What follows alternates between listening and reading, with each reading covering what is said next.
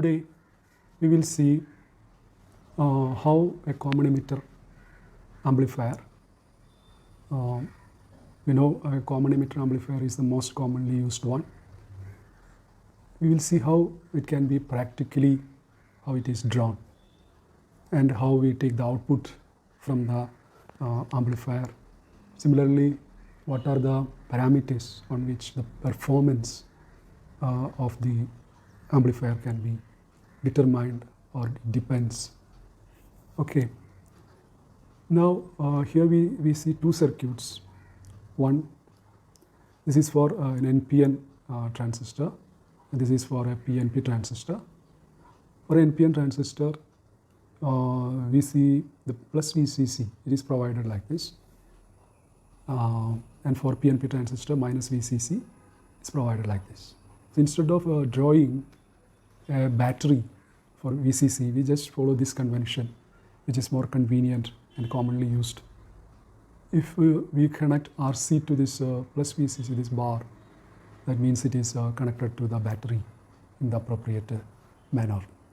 Okay, so this is a more practical way of drawing the common emitter circuit, and we will be following this convention in our future discussions. Okay, now let's see a common emitter amplifier. Here we are using an NPN transistor in common emitter mode.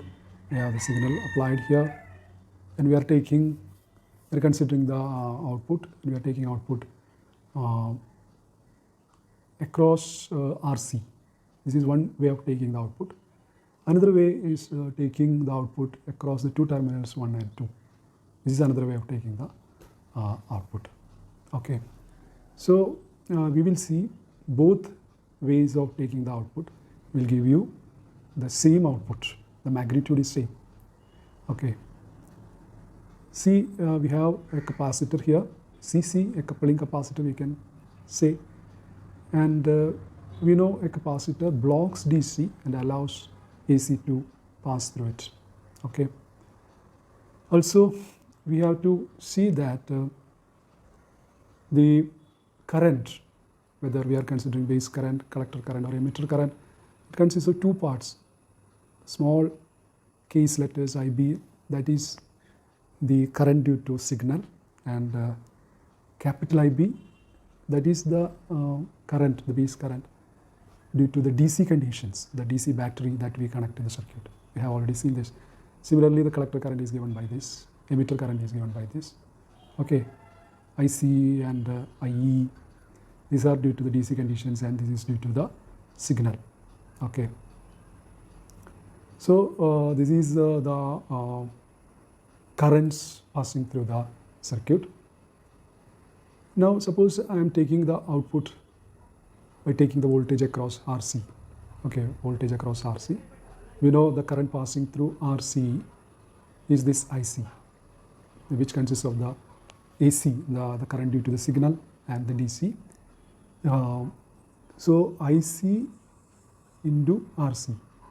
This is the voltage across this RC that we take here. So when we take that voltage, it will be simply this IC/RC. IC is this signal plus the current due to DC conditions into RC.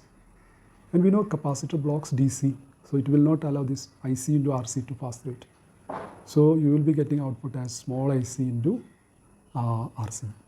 Okay, so this is the output that we get here.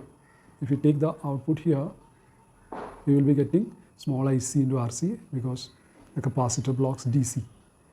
Another way of taking the output is by taking the output across the terminals 1 and 2. So that will be, here the voltage will be VCC minus IC/RC. IC/RC is the voltage drop here. Okay, and actually this part is VCE, the voltage between these 2 points. So the VCE is VCC minus IC/RC, because we know VCC here, that is IC/RC plus this voltage VCE. Okay, so VCE will be VCC minus IC into RC. So that is here. So that is VCC minus IC plus capital IC into RC. capacitor blocks DC. So this is the output is given by minus IC RC, because it is blocking DC. You will have this will not pass through the capacitor. VCC will not pass through the capacitor. Similarly, IC/RC will not pass through the capacitor, so output will be minus IC/RC. So we see the magnitude is same. Okay, magnitude is same. Here it is IC/RC. Here is also the first method is also IC/RC. So we can take the output either across this terminal or across this terminal. Okay, so that's about taking the output. Now the performance of the amplifier, that depends on these parameters: input resistance, output resistance, effective collector load, current gain, voltage gain, and power gain. Okay, what is input resistance? Actually, input resistance and output resistance we have seen already in the case of common emitter connection. In the case of common emitter connection or common emitter characteristics, we know the input resistance, that is the ratio of change in base emitter voltage to the change in base current at a constant collector emitter voltage. Okay, so we keep the collector emitter voltage a constant, vary the base emitter voltage, and we obtain the resulting change in base current, and that ratio delta VBE by delta IB, that is the input resistance. What is the output resistance? Ratio of change in collector emitter voltage to the resulting change in collector current. So RO, that is delta VC by delta IC at a constant base current. Okay, at a constant base current. And we know VC and IC, these are the output voltage and current. Then comes the effective collector load. Effective collector load. It is quite important in the analysis of the circuits, amplifier circuits. It is the total load as seen by the AC collector current. Okay, it is the total load as seen by the AC collector current. In the case of single stage transistor amplifier, the effective collector load is actually the parallel combination of RC and RO. What is RC? The collector load. RO is the output resistance. Its parallel combination is the effective collector load. So RAC, that is the parallel combination of RC and RO. So 1 by RAC is 1 by RC plus 1 by RO. RAC is RC into RO by this. And since RC is very small compared with RO, the output resistance is quite large compared with the collector resistance. So here we can neglect this RC. So as we neglect RC, we will have RO and RO in the numerator and denominator, and we will be getting RC. Okay, so the effective collector load will be RC. So this is for single stage transistor amplifier. In multi-stage amplifiers, the input resistance of the next stage also comes into picture. RAC is the parallel combination of RC, RO, and RI. Okay, RAC is the parallel combination of RC, RO, and RI. So RAC is given by this.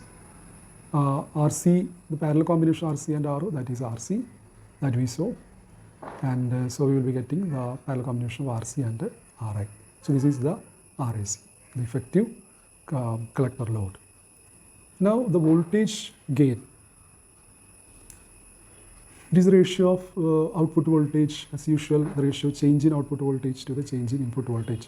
Output voltage in the case of common emitter connection, that is VCE, input voltage is VBE. So delta VCE by delta VBE.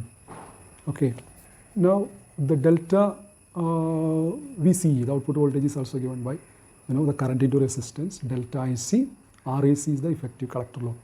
And delta VBE is delta IB into RI, RI is input resistance. So this is given by delta IC by delta IB. This is actually beta. So beta RAC by RI. The current gain is the ratio of change in collector current to the base current. The output current is delta IC and input current is IB. So the current gain is given by this delta IC by delta IB, that is beta, that we know. So the power gain. So we have seen voltage gain, current gain, and now comes the power gain. So ratio output signal power to the input signal power. Okay, and it is given by power gain, current gain into voltage gain, because we know power is given by voltage into current. Okay, so current gain into voltage gain. So this is current gain is beta. This is delta VC by delta VBE, that is beta RAC by RI. So this is beta square RAC by RI. So this is the power gain of the transistor amplifier. Okay, so we saw the parameters by which we evaluate the performance of a common emitter transistor amplifier.